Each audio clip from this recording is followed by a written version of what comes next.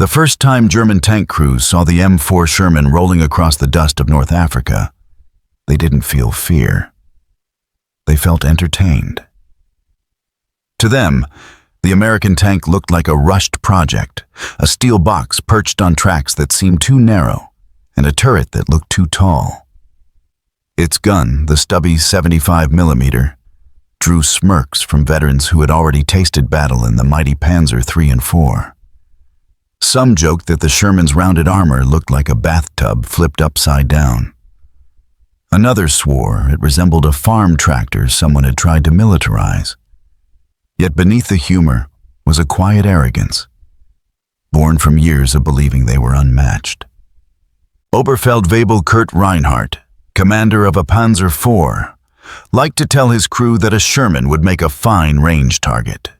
On a cold morning outside Tunis, he leaned back inside his turret, grinning as he watched a column of Shermans advancing in the distance. "Look at them. These Americans send toys to a tank fight. I almost feel bad," he said. His gunner, Weiss, laughed and responded, "Sir, if you feel bad, let me shoot first. I promise to cure you." The crew erupted in laughter, but the laughter came from a place deeper than mockery. To German tankers, superiority was a fact of life. Their tanks were crafted with precision, their optics unmatched, their training battle-tested. When they saw the Sherman, everything about it reinforced what German propaganda and battlefield victories had taught them. Shermans were tall silhouettes that made easy targets. Their armor wasn't sloped like the Panther or thick like the Tiger. German shells could punch through at distances an American crew would never see coming. So the idea of fearing such a machine felt ridiculous. In early skirmishes, the German confidence seemed justified. On one afternoon, Kurt's crew spotted 3 Shermans cresting a ridge. Weiss whispered with excitement as he adjusted the sights. "Range 800 meters, he said. Kurt gave the order to fire. The first shell pierced the front Sherman, blowing its turret hatch open in a burst of flame. The second fell into the tracks of another, freezing it in place. The third tried to reverse, only to be struck before it had moved 10 meters. In less than a minute, all 3 Shermans were burning wrecks. When the smoke settled, Kurt's loader muttered, "If this is what America brought to the war, we will be home by Christmas." The others nodded. Victories like this were becoming routine, and German officers wrote glowing reports back home. "Sherman tanks easily destroyed," one read. "Inferior design. Burns quickly." It was during this time that the grim nickname caught on among German crews. Tommy Kosher, the Tommy Cooker, because a single shot often turned a Sherman into a blazing furnace. Another name followed, whispered with cruel amusement. Ronson, after the cigarette lighter that lights every time. Yet on the other side of the battlefield, American crews were adjusting. They knew their tank was vulnerable. They heard the jokes, too. Many had already survived fires, lucky to escape with their lives. What the Germans didn't see was the determination building inside those crews. They were learning how to fight differently. They were learning how to rely on the thing the Sherman excelled at more than enemy crews realized, working with others. Still, in these early days, the Sherman's reputation suffered. Even British crews, who also received the tank, had mixed feelings. In mess tents and dusty repair depots, they spoke openly about its flaws. "Tall, easy to spot," one man muttered while cleaning his boots. "Armor too soft," said another. But they also noted something Germans ignored. The Sherman didn't break down often. It didn't struggle in the heat. Mechanics loved it. Drivers found it forgiving. Its turret traversed quickly, giving crews a fighting chance in sudden ambushes. And most importantly, the Americans could deliver them in numbers the Axis could not imagine. German soldiers didn't think about production lines. They thought about the tank in front of them. And in front of them, the Sherman seemed laughable. There were moments when German units found abandoned Shermans and climbed onto them, examining them like trophies. Kurt once stood on top of a captured Sherman and knocked on its armor with the back of his fist. "Thin as a kettle," he said. His men agreed. But not all officers were convinced the Sherman was harmless. Major Dieter Holtz, who commanded a battalion of Panzers, had a different view. After one engagement, he examined a destroyed Panzer IV that had been immobilized by artillery before Shermans closed in to finish it off. He crouched beside the wreckage and traced a finger along the shrapnel holes. "They aren't sending tanks alone," he said quietly to his adjutant. "They're sending an entire system." His adjutant raised an eyebrow. "Sir, with respect, it was only artillery." Holtz shook his head. "Watch closely in the next battle. They move with infantry. They move with aircraft. They move with supplies that never seem to run out. The Sherman is not dangerous by itself. The danger is how it fights." Most officers dismissed Holtz's warnings. Numbers were the only thing they credited the Allies for. "They swarm like ants," said a lieutenant after a clash near Kasserine Pass. It was meant as an insult, but even he knew that ants could overwhelm anything through sheer persistence. As the weeks went on, German crews noticed something unsettling. For every Sherman they destroyed, more appeared. They saw them return with repaired tracks. They watched as fresh units replaced those that had been wiped out the day before. Shermans came with smoke support, with rolling barrages, with infantry riding in half-tracks nearby. The Germans still destroyed them, but the rhythm of battle was changing. What once felt like a confident dance now felt like holding back a tide. One evening, after a long day of fighting, Kurt's crew rested beside their Panzer. The air smelled of oil and burned rubber. They watched a line of trucks bringing fuel and ammunition to their forward units, but they knew the supplies were thinning. Weiss looked at Kurt and asked, "Sir, do you think they ever run out? The Americans, I mean." Kurt didn't answer immediately. He thought back to the times he had seen convoys stretching across the horizon, carrying crates, equipment, spare parts, and men. He thought about how Shermans always seemed to return, fresh and ready to fight again. Finally, he replied, "They have more than we do. Much more." Weiss nodded slowly. The joke of the battlefield was becoming harder to laugh at. By the end of the North African campaign, the Germans had destroyed countless Shermans. Yet they had begun to sense a shift in the war's momentum. A tank that once seemed like an insult to engineering had become a persistent, unending presence. It wasn't the machine itself that bothered them. It was what stood behind it. As Kurt prepared to move his crew to Italy, he glanced one last time at the desert where many Shermans still burned. A strange discomfort settled in his stomach. He tried to suppress it, telling himself the next battles would be just as easy. But deep down, he felt the first shadow of doubt, because the Americans were learning. And the Sherman, mocked as it was, would not fight alone. The first time German intelligence officers examined American production reports, they thought it was a mistake. No nation, they believed, could truly build tanks at such unimaginable speed. No nation could produce engines, armor plates, guns, radios, spare parts, and ammunition in quantities that defied every logistical limit of war. The Germans trusted precision, craftsmanship, and elite engineering. The Americans, it seemed, trusted something far more terrifying: scale. In a small command post outside Naples, Major Dieter Holtz sat across from an intelligence officer who had laid several thin documents on the table. Rain hammered the roof overhead, dripping through gaps in the wood. Holtz rubbed his temples as he scanned the pages. "Again," he said. "Read me the number." The officer took a breath. Sherman production, 5,000 units in a single year. And that number is increasing. Holtz leaned back, stunned. 5,000.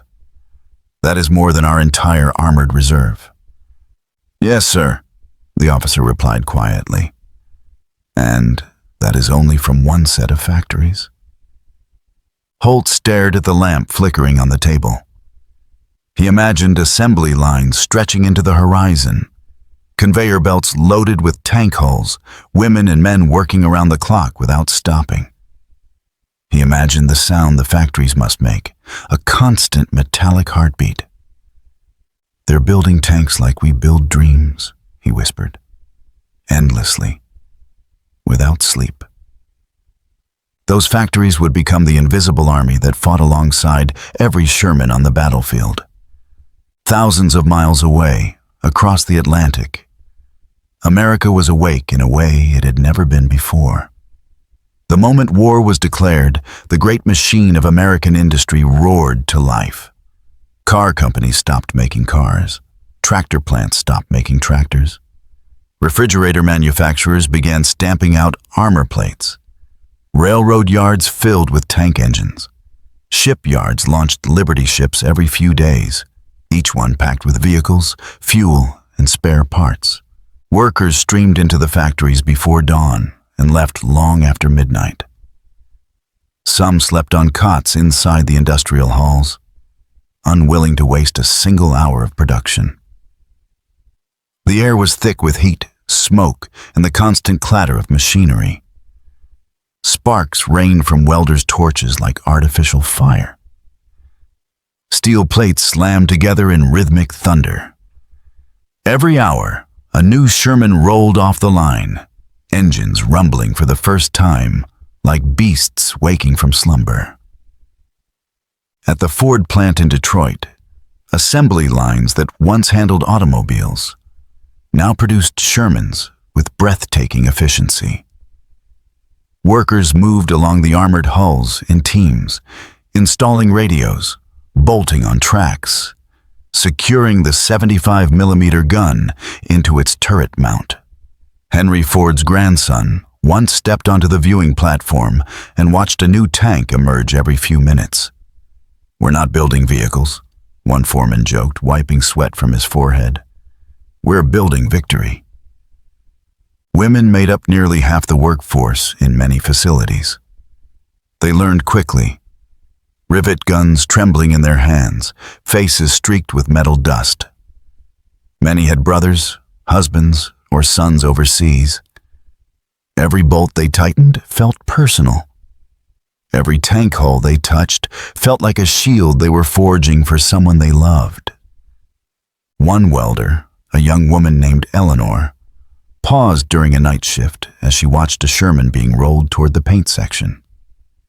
She placed a gloved hand on its steel surface. "Keep them safe," she whispered, before returning to her station.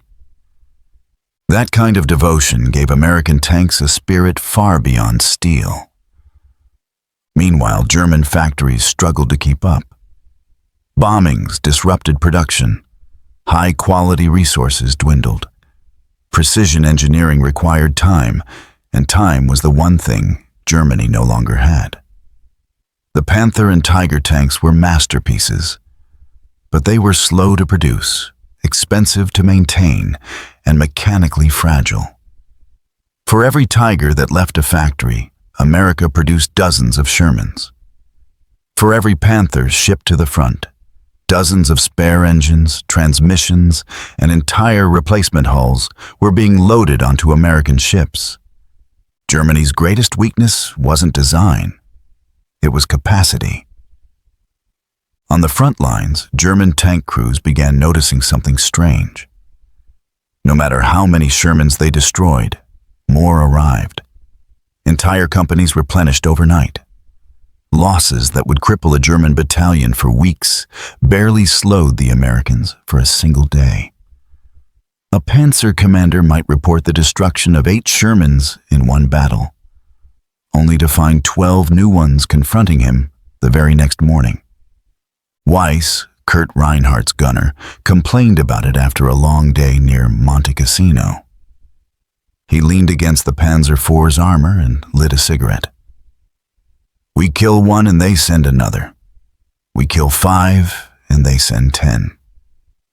He exhaled slowly. It's like fighting a forest. Cut down a tree and 3 saplings grow in its place. Kurt didn't laugh this time. He had begun to understand the larger truth. Shermans didn't come as isolated vehicles. They came as the product of a nation running at full industrial speed. Where do they come from? Weiss asked. Factories that never sleep, Kurt replied. Factories that won't stop until we're buried. Back in America, factory managers posted huge banners above the assembly lines. Some read Hitler laughs at production delays. Others read don't let him win. Workers took pride in speed. They competed between shifts to see which team could complete more tanks. Newspapers published weekly numbers, turning production into a national scoreboard. Children collected scrap metal in schools. Housewives saved cooking fat, which could be used to make explosives. Farmers donated old machinery for melting down. The entire country participated in feeding the war machine, because America understood something essential. Wars were not won only on battlefields. They were won where steel met fire, where factory whistles blew at dawn, and where millions of hands shaped the tools of victory. As weeks turned to months, German commanders began receiving reports that chilled them. Enemy tank losses fully replaced within 48 hours. Continuous arrival of new armored formations. Sherman variants increasing in number and capability. Major Holtz read these messages in silence, his earlier warnings now a grim reality. He walked outside his command post and looked toward the distant hills. In the fading light, he imagined columns of fresh Shermans landing at ports, rolling down ramps, engines roaring with promise. He imagined ships arriving faster than they could be sunk, each carrying enough equipment to arm an entire division. He murmured to himself, "We are not fighting tanks. We are fighting a factory." The truth was harsher still. They were fighting a country with more factories, more workers, more raw materials, more fuel, and more determination than anything the Axis could hope to match. One evening, as artillery thundered in the distance, Holtz gathered his officers. "Listen carefully," he said. "You will face Shermans again and again. You will destroy them. You will outmaneuver them. But understand this. The Americans will replace every loss. They will repair every damaged tank. They will send more men, more guns, more ammunition than you can imagine." A young lieutenant frowned. "Sir, are you saying victory is impossible?" Holtz paused. Rain drummed on the canvas roof above him. He didn't want to admit the truth, but denial no longer served any purpose. "I am saying," he replied, "that we are fighting a nation that has removed the word impossible from its vocabulary." The officers exchanged uneasy glances. The factories across the ocean continued to roar. The conveyor belts continued to move. Every hour, another Sherman was born. Every day, another ship carried them to war. And slowly, quietly, the Germans began to understand that this was only the beginning. The morning sun over the Italian countryside fell gently across the rolling fields, casting long shadows between the olive trees. At first glance, it looked peaceful. Birds circled lazily above cracked stone farmhouses. Thin mist drifted across shallow valleys. But beneath that calm lay the scars of war. Craters pocked the fields.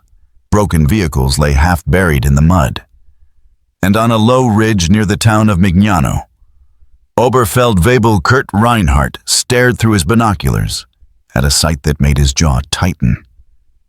Shermans. Not one. Not two. An entire company advancing in a precise, coordinated line. Weiss shifted nervously inside the Panzer IV turret. "Sir, they're moving differently today," he said. "Not as scattered. Almost like they're waiting for something." Kurt didn't answer immediately. He watched how the American tanks rolled forward, pausing as infantry moved between them. Engineers followed, sweeping mines. And above, tiny flashes in the sky hinted at Allied fighter bombers circling high, just out of reach. This wasn't the reckless, disorganized advance he had seen in North Africa. These crews had learned. They weren't charging into the teeth of German guns anymore. They were hunting. He lowered his binoculars. "They've changed," he said quietly. "They're not alone this time." Hours earlier, before dawn, the Shermans had assembled behind a cluster of ruined stone walls. Their crews drank bitter coffee, checked their radios, and spoke softly to hide the tremor of nerves. Among them was Sergeant Ben Harper, a tank commander from Ohio. He patted the side of his Sherman like it was a living thing. "Stay awake today, girl," he whispered. "The Germans know these hills better than we do." His loader, Murphy, yawned. "Let them know whatever they want. We're not fighting alone anymore." Ben nodded. They had artillery on standby, air support on call, infantry riding just behind them. It was a far cry from the chaotic desert battles where they had been caught exposed again and again. "Command says there are Panzers ahead," Murphy added. Ben smiled grimly. "There always are. But today, we shoot back." The moment finally came just after noon. The Shermans reached a narrow valley where the road curved sharply around a rocky hill. Kurt knew instantly what the Americans were walking into. A perfect kill zone. He whispered to Weiss, "Steady. Wait until they commit." Weiss adjusted the sights, finger hovering over the trigger. He could already picture the first Sherman erupting in flame. He imagined the second panicking, reversing blindly. The third turning too late. It would be a clean victory, just like the old days. But then the ground behind the Shermans thundered. Kurt's eyes widened as he saw dirt geysers erupting behind the American column. Not from German guns, from American ones. The Shermans weren't alone. Their artillery was bracketing the valley, sending shells crashing into the hillside where German infantry waited. Dust and smoke billowed upward, forcing the hidden troops to scatter. The trap was collapsing before it was even sprung. Weiss cursed under his breath. "They're spoiling our positions, sir." Before Kurt could respond, another sound rose over the battlefield. A long, low whistle. Then the sky tore open as Allied fighter bombers swooped down, releasing rockets that streaked toward the ridge where another German Panzer was concealed. The explosion shook the earth. "Aircraft," Weiss hissed. "Where did they come from?" "Above the clouds," Kurt replied. "Waiting." What he didn't say was the truth settling into his stomach. The Sherman wasn't advancing blindly anymore. It was advancing with a plan. "On the American side," Sergeant Ben Harper heard the roar of aircraft overhead and grinned. "That's our cue. Move forward." The Shermans rolled into the valley just as the German ambush disintegrated. Then Ben saw it. A Panzer IV emerging from behind a rock outcrop, turret swiveling toward them. His heart leaped into his throat. "Gunner," he shouted. "Panzer front, 200 meters." Murphy loaded a shell with shaking hands. "Fire!" The Sherman's 75mm gun cracked, sending a shell screaming toward the Panzer. It struck the front armor and glanced off. The Panzer's gun turned toward them. "Back! Reverse!" Ben yelled. His driver threw the tank into reverse just as the German shell thundered past, missing them by inches. The shockwave rattled bolts loose inside the turret. "You call that missing?" Murphy shouted. "Shut up and load!" Ben steadied himself, sweat dripping down his neck. He knew the Sherman couldn't win a front-on duel. They were alive only because of timing, only because their artillery and aircraft had thrown the Germans off balance. He leaned out of the turret. "Gunner, hit the tracks!" Their next shot slammed into the Panzer's treads, tearing them apart. The German tank screeched to a halt. Inside the Panzer IV, Kurt felt the tank lurch violently. He grabbed the turret brace. "We're immobilized. Weiss, fire again!" Weiss aimed at the Sherman that had crippled them, but before he could steady the sights, infantry automatic rifles rattled from the tree line. American troops were advancing alongside the tanks, firing at the German crews if they attempted to dismount or reposition. "That infantry is too close," Weiss growled. "Where is our support?" Kurt didn't answer. He already knew. Their support had been hit by airstrikes, their infantry scattered by artillery, their camouflage blown open by coordinated movement. The Shermans weren't fighting the Germans tank by tank. They were fighting them with every branch of the Allied army at their side. The battle raged for 2 more hours. Shermans moved like a rolling wave, stopping only to let artillery strike ahead of them, then advancing again under cover of infantry. It wasn't perfect. Some were hit, some burned, but they returned fire with newfound confidence. At one point, Ben watched a Sherman beside him take a direct hit. The turret rocked violently and flames burst from the hatches. But even as the crew scrambled out, another Sherman moved forward to take its place. No hesitation. No break in momentum. "We keep going," Ben ordered. "Nobody stops today." By sunset, the valley was in American hands. German forces had pulled back, leaving smoking wrecks scattered across the hillside. The Shermans formed a perimeter near the ridge, their engines idling softly.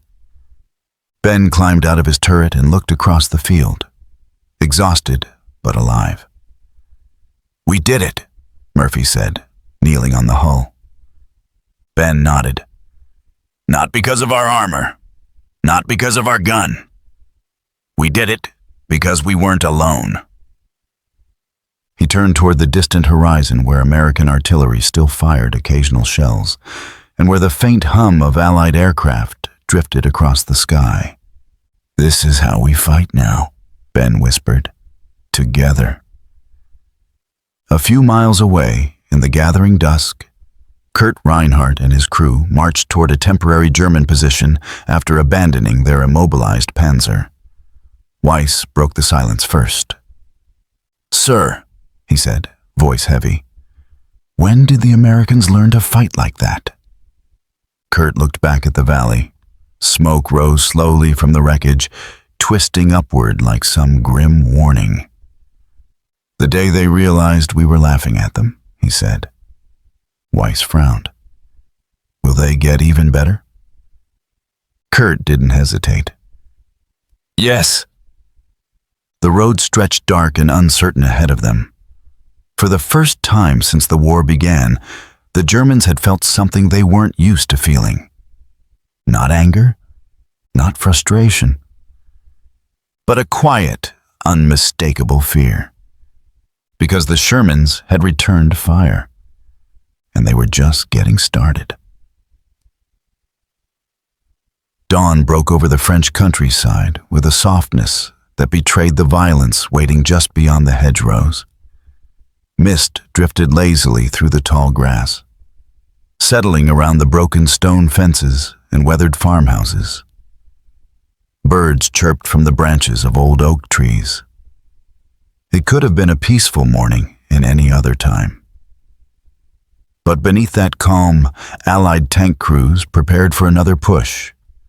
Engines rumbling, radios crackling, and eyes watching a sky that no longer belonged to the Germans. Sergeant Ben Harper stood in his turret, scanning the horizon. His Sherman sat quietly among a dozen others, their silhouettes just barely visible through the shifting fog. He tapped the side of his steel helmet. "Listen," he said. Murphy, still half awake in the loader's seat, grumbled, "I don't hear anything except our engine." Ben shook his head. "Not the ground, the sky." Then Murphy heard it too. A distant, steady hum. The unmistakable sound of American fighter bombers circling high above, invisible behind the morning haze. "They're already up there," Murphy said. "They always are," Ben replied. "They don't sleep." The presence of those aircraft had become something of a legend among Allied tank crews. Thunderbolts, Mustangs, Lightnings, planes with names that sounded like fists. Even when the tankers couldn't see them, they felt reassured knowing they were there. Air support had become the unseen shield above every advance. The watchful guardian that turned each Sherman push into something far more powerful than a simple armored assault. On the German side of the field, the mood was entirely different. Kurt Reinhardt crouched behind the shattered wall of what used to be a farmhouse. His Panzer IV hid under a thick camouflage net a few meters behind him, its engine idling softly. The crew stayed inside, speaking only in whispers, as if raising their voices might draw the attention of the circling predators overhead. Weiss wiped sweat from his forehead, even though the morning air was still cool. "They're up there again, sir. I can feel it." Kurt nodded grimly. He had learned to watch the shadows on the ground, not the sky. Sometimes the first warning of an incoming fighter bomber wasn't the engine roar above, but the sudden flash of darkness racing across the grass. He had seen entire columns destroyed in a matter of minutes during the retreat from Normandy. Panzers that once struck fear into Allied troops were now nothing more than targets waiting for the next swooping strike. "We hold position," Kurt whispered. "If we move, we'll be spotted. But if we stay, the Shermans will roll right through us," Weiss argued. Kurt's reply carried the weight of a man who had already lost too many tanks. "Better to fight Shermans on our terms than be blown apart by rockets." It was a cruel choice, but the war had stopped offering merciful ones long ago. As the sun climbed higher, the mist began to lift. That was the moment the Shermans moved. Engines growled. Metal tracks churned through the dirt. Columns of American tanks advanced from behind the hedgerows, accompanied by infantry, engineers, and armored cars. But above them, the real power of the advance revealed itself. 4 P-47. Thunderbolts flew low over the trees, sunlight flashing off their wings. The sound filled the air like rolling thunder. Ben craned his neck and watched them soar overhead. "There they are," he said proudly. "Our angels."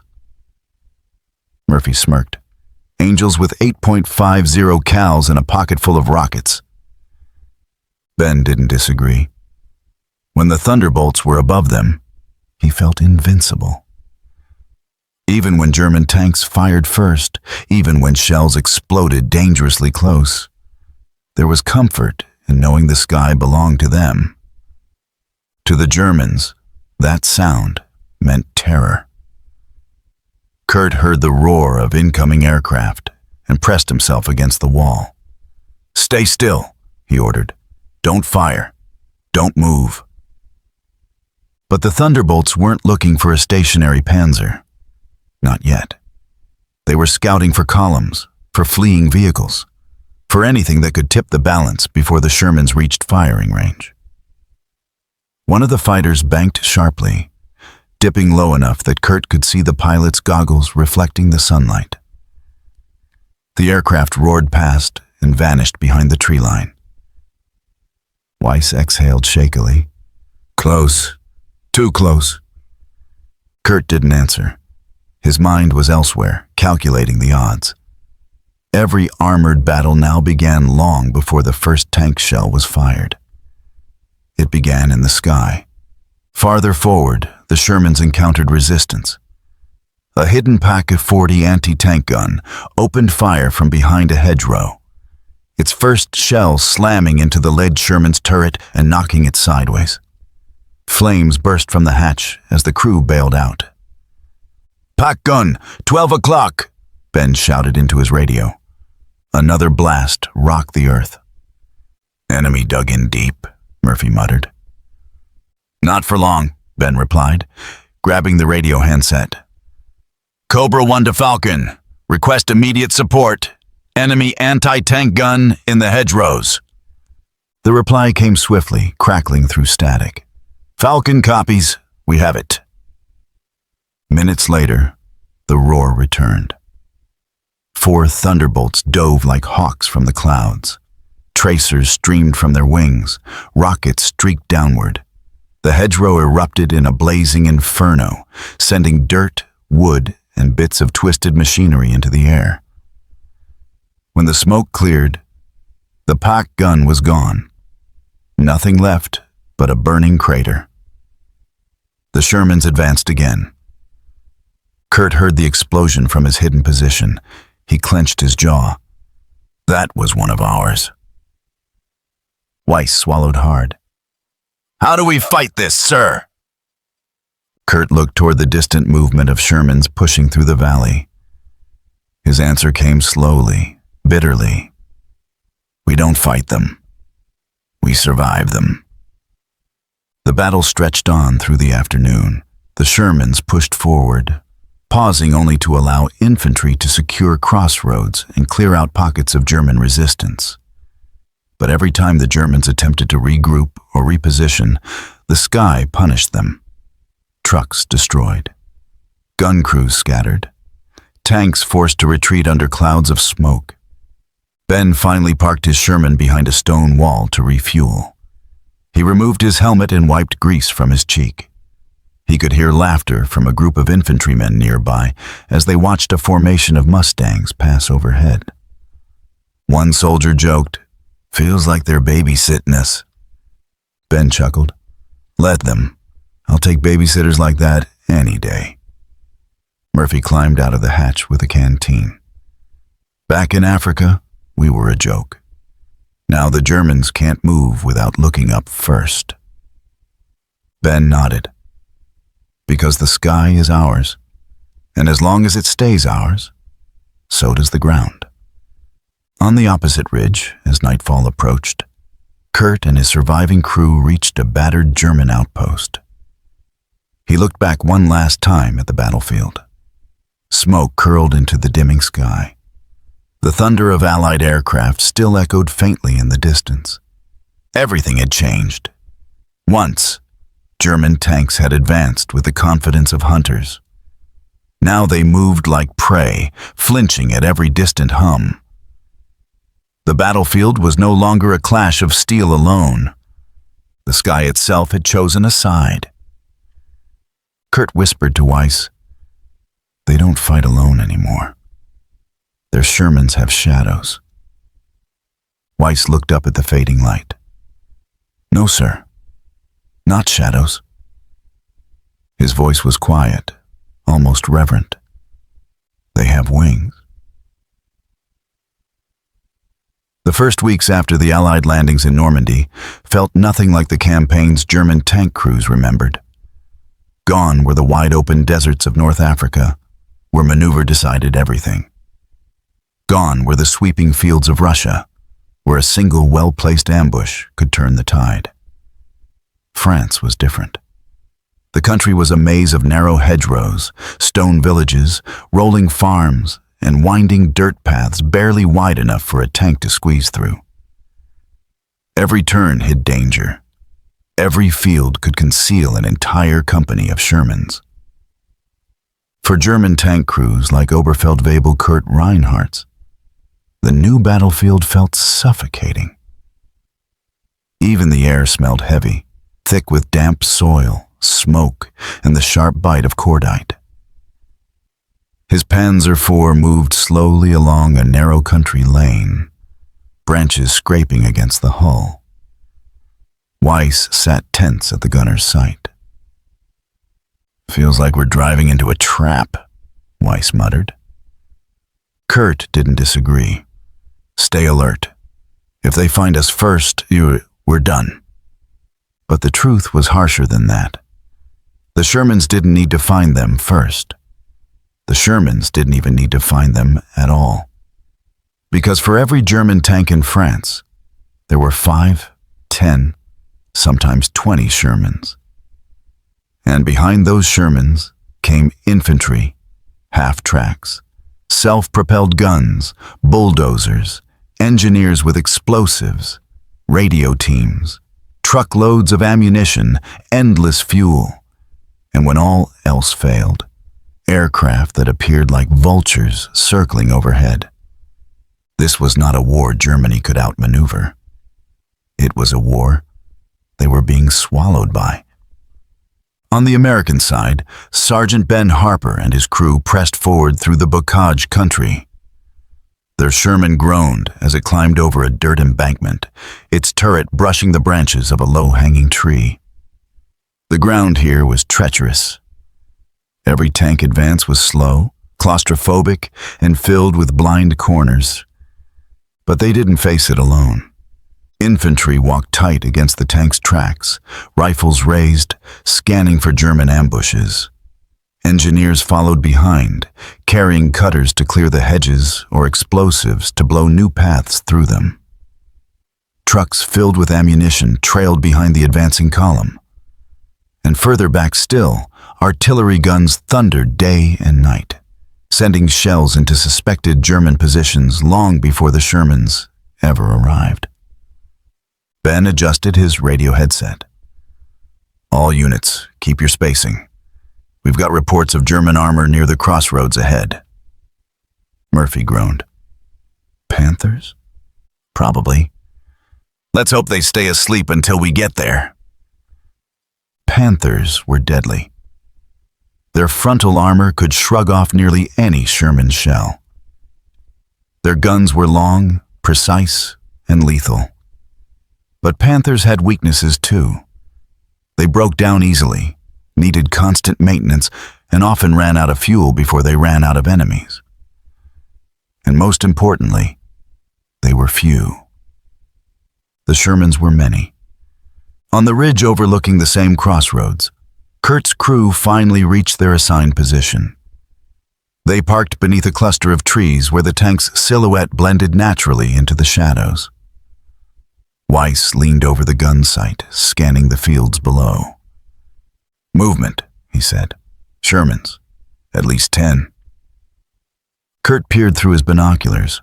A long American column snaked through the hedgerows, moving like water through a riverbed. Tanks, half-tracks, armored cars, jeeps, trucks loaded with fuel. An entire armored division pushing forward in a single coordinated wave. Weiss exhaled sharply. "Sir, this is madness. That's not a tank group. That's an army."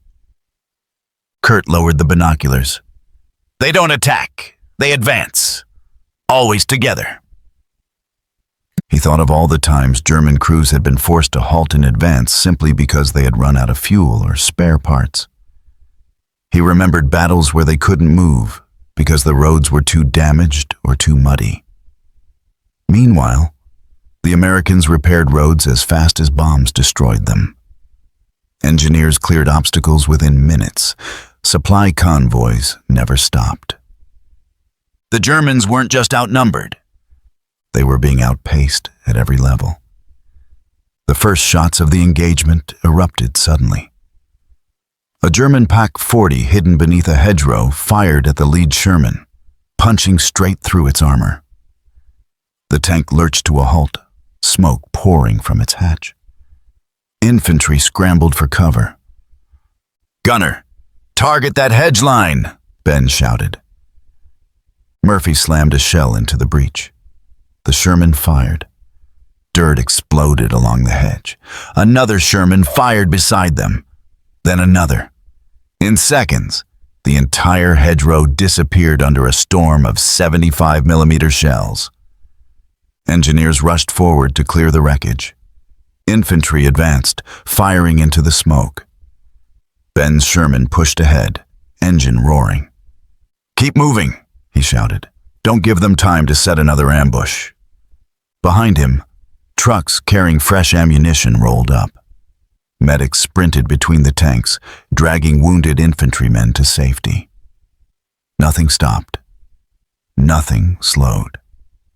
The column pressed forward as if the battlefield itself was bending out of its way. From his hidden position, Kurt realized they had seconds to fire before the Shermans reached effective range.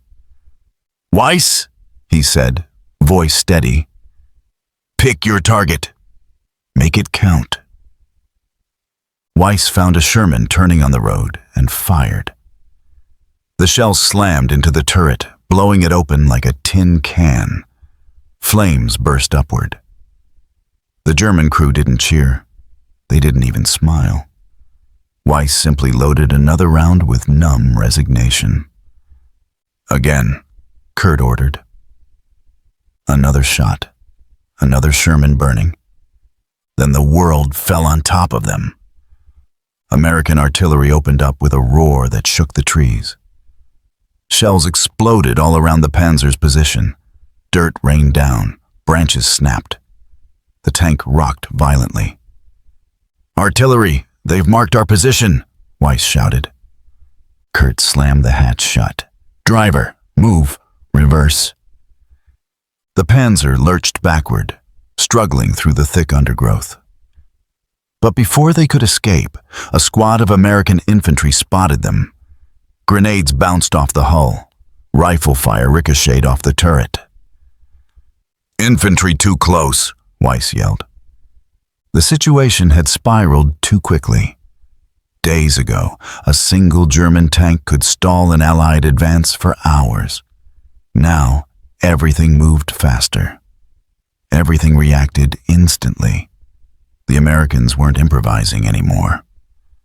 They were executing a system designed to overwhelm.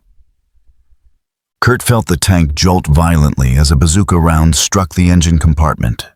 Flames erupted. Smoke filled the turret. "Out!" he shouted. "Everyone out!" They scrambled from the hatches, rolling across the dirt as their Panzer erupted behind them. By dusk, the crossroads belonged to the Americans. The Shermans parked in a defensive line while engineers dug in positions and radio crews set up communications. A fresh convoy arrived moments later, carrying fuel, rations, ammunition, spare parts, and replacement crews. Ben leaned against the side of his Sherman, exhausted. He watched a new wave of trucks roll forward, headlights flickering in the fading light. "We don't stop," Murphy said quietly. Ben nodded. "We can't. If we did, the whole machine behind us would run us over." He wasn't wrong. The Allied war machine was a tide, and every Sherman rode its crest. A few miles away, Kurt and his surviving crew limped toward German lines. The night was cold. Their uniforms were soaked with sweat and soot. Weiss looked back at the distant glow of burning tanks. "Sir," he said softly, "how do we keep fighting this?" Kurt didn't slow his pace. He didn't look back. "We don't win," he said. "We endure." But deep down, he knew endurance had its limits. The Germans weren't just outgunned. They weren't just outnumbered. They were being overtaken by a force that never stopped moving. Outnumbered, outpaced, overrun. By the winter of 1944, the war had changed in ways few German commanders could have imagined in those early, triumphant years. Snow blanketed the ruined towns and blackened forests of the Western Front. The air smelled of smoke, cordite, and something else no one wanted to name: defeat.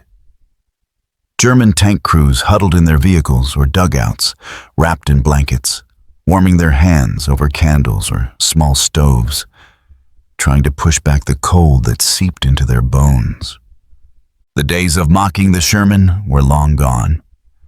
Oberfeldwebel Kurt Reinhardt stood beside the wreck of a Panzer tank half buried in snow. His breath drifted upward in pale clouds. The sun was setting behind the trees, casting the battlefield in red light like a fading ember. Weiss approached, stamping his boots to shake off the frost. "Another report from command," Weiss said, handing him a folded sheet of paper. "More Shermans crossed the river this morning, supported by infantry, engineers, artillery. Same as always." Kurt took the paper and stared at it for a long moment before folding it again. "Same as always?" he echoed. The phrase meant something different now. In 1942, "same as always" meant victory, confidence, and superiority. In 1944, it meant one truth the Germans no longer tried to deny. The Shermans were coming. And when they came with everything. On the other side of the front line, Sergeant Ben Harper climbed out of his Sherman into the crisp morning air. His tank, scarred from months of non-stop fighting, sat on the edge of a frozen field. Nearby, supply trucks moved steadily along the road, chains rattling on their tires. Artillery crews prepared for another barrage. Engineers hammered stakes into the icy ground to anchor their equipment. It was as if the entire army had awakened before dawn. Ben ran his hand along the hull of his Sherman. "We've come a long way," he said quietly. Murphy popped his head out of the loader's hatch. "Hard to believe we're the same guys who got shot to pieces in North Africa." Ben smiled. "We learned. They learned. But we had help." Murphy gestured toward the skies, where the faint silhouettes of American aircraft were already circling. "That's an understatement." Ben knew the truth. The Sherman had never been the hero of this war. It wasn't the deadliest tank. It wasn't the toughest. It wasn't the most feared. What it had was something no German tank ever truly possessed: support, a system, a structure, a world of machinery and manpower behind it. By early afternoon, American forces advanced toward a line of dense woods where German resistance had been reported. Ben's Sherman led the second platoon, its engine growling softly in the cold air. Infantry marched at their sides, rifles raised. In the distance, the rumble of artillery cracked the icy silence. Ben radioed his unit. "All tanks, keep tight formation. Expect armor ahead." Murphy tapped him on the shoulder. "Think they're waiting for us?" Ben shook his head. "Waiting? Probably. Ready? Not anymore."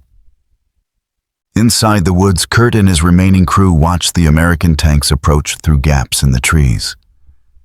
Their breath fogged the periscope lenses. The forest was quiet. Too quiet. The kind of stillness that comes just before a storm. "They're coming," Weiss whispered. Kurt nodded. "Hold until they're in range." But even as he gave the order, something felt wrong. The Americans weren't charging blindly into the trees. They were stopping, adjusting, coordinating. A moment later, the forest trembled. The thunder of American artillery ripped through the air. Shells crashed into the tree line, shredding branches, scattering dirt, and forcing Kurt's men to duck. Smoke filled the woods. The ambush was broken before it ever began. Weiss cursed. "They knew we were here." "No," Kurt said. "They assumed we were here. They don't need to know. They hit everything." The artillery barrage ended abruptly. Then came the rumble. The Shermans rolled into the forest, not recklessly but methodically, with infantry moving in tight formation beside them. Kurt pressed his eye to the gun sight. A Sherman moved between two trees, its gun turning toward them. "Fire!" Kurt shouted. Weiss pulled the trigger. The shell streaked through the smoke and slammed into the Sherman's front plate, scattering sparks. The tank rocked but kept moving. A second shot rang out from another German position. This one hit the Sherman's turret. Flames burst briefly before the crew bailed out, stumbling into the snow. Kurt felt a flicker of the old confidence. "One down," he murmured. But then the forest erupted again, this time from above. American fighter bombers screamed in low over the treetops, releasing rockets that crashed into the German positions. The ground quaked. Trees fell. The Panzer shook violently. Weiss was thrown sideways as a blast wave rocked the turret. "Air support already?" he shouted. Kurt gripped the hatch rim to steady himself. They never attack without it.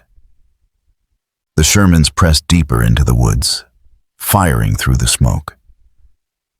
German positions fell one by one, not because the Sherman was invincible, but because it was never alone. Artillery softened the ground. Aircraft cleared the obstacles. Infantry flushed out ambushers. Engineers carved new paths. Fuel trucks kept the Shermans moving. Repair crews restored damaged tanks overnight. The Germans fought as individual units. The Americans fought as an entire machine. As the battle raged, Kurt's Panzer finally took a direct hit. The shell punched through the side armor and filled the turret with choking smoke. The crew bailed out, scrambling into the snow as the tank burned behind them. Kurt coughed violently, wiping soot from his eyes. Weiss staggered beside him, clutching his helmet. "We can't stop them," Weiss said, voice shaking. Kurt lowered his hand and stared at the American advance. Shermans rolled forward in a relentless line. More were arriving behind them. Trucks, infantry, bulldozers clearing debris, communications teams laying wire. The battlefield moved like a living organism, each part working in perfect rhythm. It was in that moment Kurt finally understood the truth. "We were never fighting the Sherman," he whispered. "We were fighting the country that built it." Weiss stared at him. "Sir?" Kurt's voice was heavy with the weight of grim acceptance. "The Sherman isn't a tank. It's a promise. Every time we destroy one, the Americans send 3 more, and they send everything the tank needs to keep going." He gestured weakly toward the horizon where fresh columns continued to appear, like a tide swallowing the land. "That is why we're losing," he said. "Not because their tank is better, because their war is bigger." By nightfall, the battlefield was quiet. Fires smoldered. Snow drifted across the wrecks of both Sherman and Panzer. Ben stood outside his Sherman, breathing heavily. watching the medics tending to wounded soldiers. Murphy approached slowly.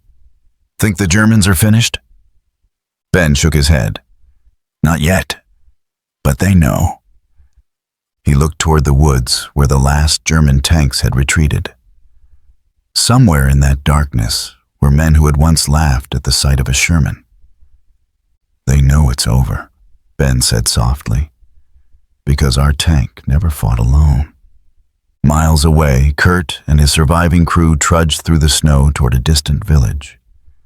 The night was dark, the wind biting. Weiss finally broke the silence. "When did the laughing stop, sir?" Kurt took a long breath. "The moment they realized a Sherman wasn't a tank," he said. "It was a warning." He looked back at the flickering glow of the battlefield, and that warning said the war was already lost.